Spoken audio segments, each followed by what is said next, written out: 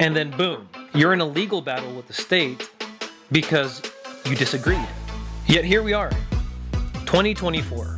Supposedly, we are living in a free society. What happened to Adam Smith Connor is straight out of the deepest and darkest pages of the dictatorship manual. Being arrested for thinking. Adam has been found guilty of, I don't want to misquote the judge here, guilty of an act of disapproval of abortion. First time that somebody has been convicted for a silent thought, in essence, in their head. And he was approached by officers while he was in that zone who asked him about the nature of his prayer, quite Orwellian to have to go through that interrogation. And now the judge has ruled that yes, indeed, he broke that buffer zone by expressing approval or disapproval of abortion in his head. This is difficult to contemplate.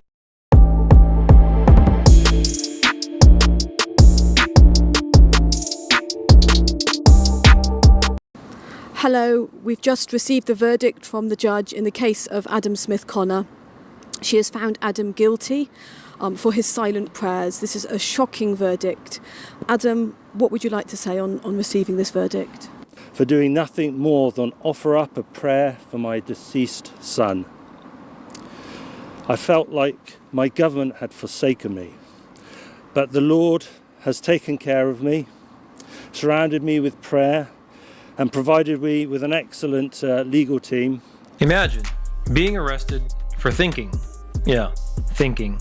Not shouting, not protesting, not doing anything other than thinking. Imagine that you are somebody who's sitting right in front of an abortion clinic and you are praying, and then you get arrested, convicted, and charged for a crime of prayer. Because that is exactly what happened to a man in the UK. Adam Smith Connor was charged with a crime for what was inside of his head. You might think, nah, that's not true. There's no way that's true. But it is. You see, Adam Smith Connor was standing across the street from an abortion clinic about 50 to 70 meters away, where he was quietly praying with his back turned to the clinic about his soon-to-be deceased son. Why?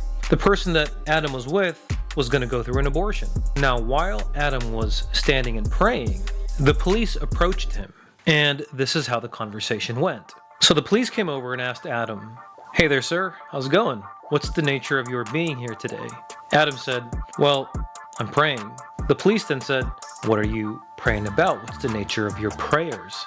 Adam replied, "Well, I am praying for my son, who is now deceased." The cops replied, "Sir, I'm sorry for your loss, but unfortunately, you are in breach of the law." And that's correct. The UK government can prosecute you and convict you for praying in front of an abortion clinic. While the authorities think that they're out there just doing their jobs, what they are actually doing is they are policing thoughts. The long arm reach of the law, of people up in higher power creating such laws that these police officers must enforce to ensure that citizens of the UK are complying with thought mandates. You see, now I don't care if you're a left-winger or a right-winger. This should send chills down your spine, because this isn't about whether you are pro-choice or you are pro-life. In fact, this is not even about your opinion on abortion. This, my friends, is about the government criminalizing you for your thoughts. We are talking about thought crimes, something straight out of a George Orwell 1984 novel. Yet, this is not fictional. This is real. You know, this is the type of government overreach that people have been fearing for a long time, and people have been warning us about for a long time. The state is now reaching into your private lives, controlling your freedom of belief, and controlling your freedom of religion. This is the government at its most terrifying. When it's not just about controlling your actions, the government is now attempting or have controlled thoughts. Again, regardless of if you are a liberal or a conservative or a centrist. In fact, even more so for liberals. This should absolutely infuriate you, because think about it. The freedom of expression has been central to every single fight for social justice. The civil rights, women's rights, LGBTQ rights, all of it. You see, all of this depends on the ability for people like you and I, citizens of any country to dissent against any belief, where we are allowed to challenge the status quo. You see, you have to understand, if the UK government can come after Adam Smith Connor for his thoughts, what's to stop them from coming after you for silently protesting? The truth is, once you open the door on policing thoughts, that becomes a door that grows increasingly difficult to close. Now, what are the implications? Because you have to understand that this is happening in the UK, and even if you don't live in the UK, governments are global. Really, they are. So what happens in the UK doesn't necessarily just stay in the UK. This could happen in your town, easily. Is your country part of the UN? Because if they are, that could be at your front doorstep. Dealing with the policing of your thoughts can come to a neighborhood near you. You see, if we allow governments to police thoughts now, what will tomorrow look like? And here's another interesting point.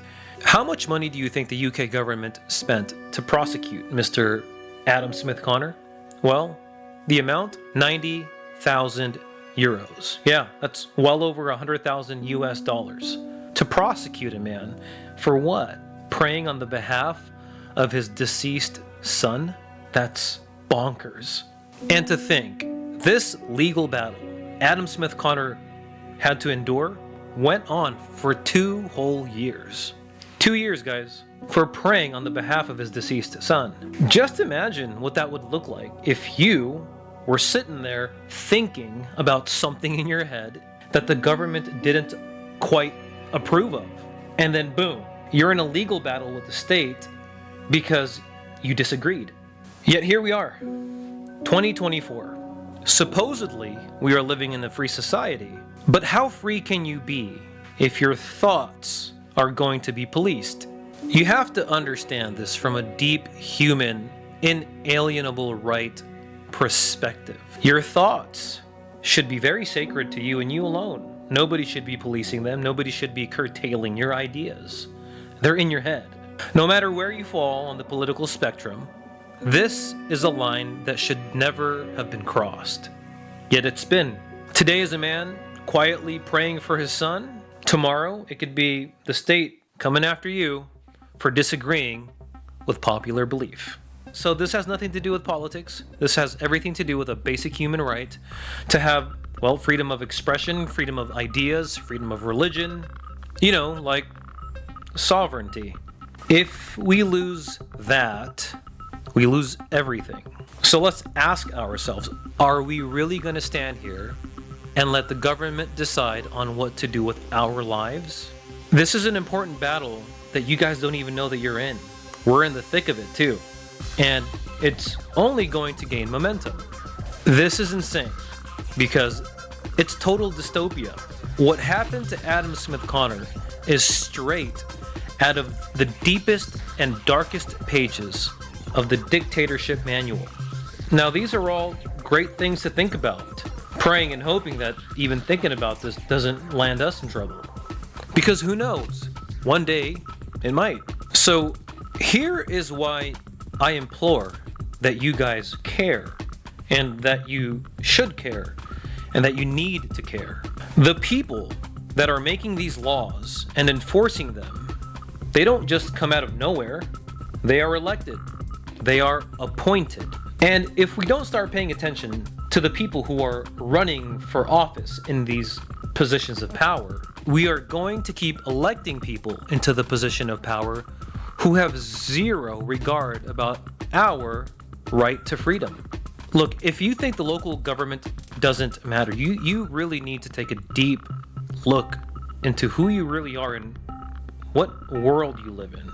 You must understand, local officials are the ones who shape laws that directly affect your everyday life, all parts of it.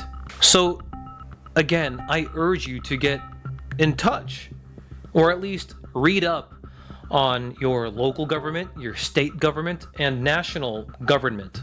These people are the ones that are enforcing and putting together policies for policing, zoning laws, public health mandates, and even public space protection orders.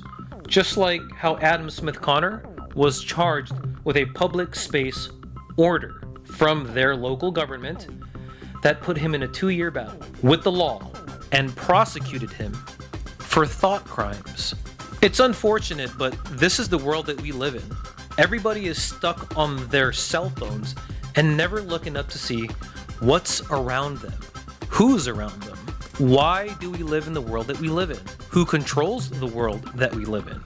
You see, you need to understand that most of us have absolutely no idea who these people in power are. Let me ask you, when was the last time you knew who was on the ballot? Do you have any idea who your city council members are? Do you know who's making decisions for your local, state public safety ordinances? If not, it's time to change that. It is.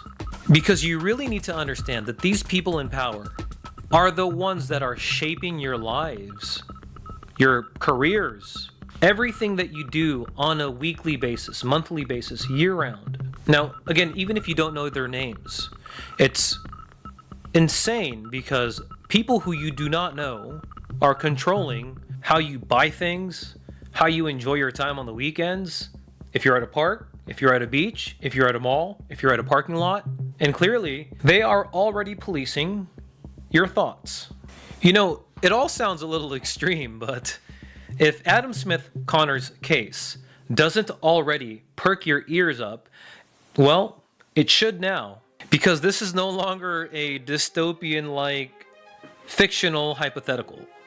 In fact, it is very much at your front door.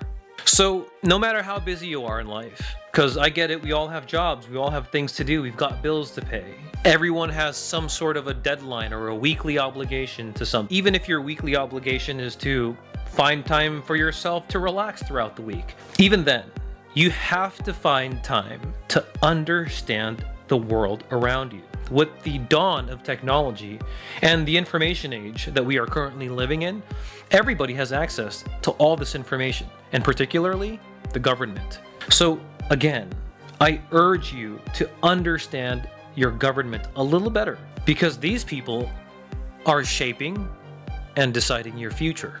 These are people who, by the way, have zero regard for the well-being of you and your family, you and your friends, you and your community, and you have no idea who they are. So by showing up to your local elections, doing a little bit of research on the candidates who are running for office, that will better inform you about what's going on in your neighborhood or potentially what's going to happen in the coming year. You have to ask yourself, do these people represent your views? Do they want to work on important things that you believe in, like freedom of speech and even personal freedom of beliefs? Are they the type of people who will arrest you for silently thinking of things in your head? Because if they are, it should probably incite you to go to the next ballot box and vote against them. So the reality is, it's no longer good enough to just sit there and do nothing about this. Please, I urge and implore you guys to be more involved with your local government so you know what may happen to you.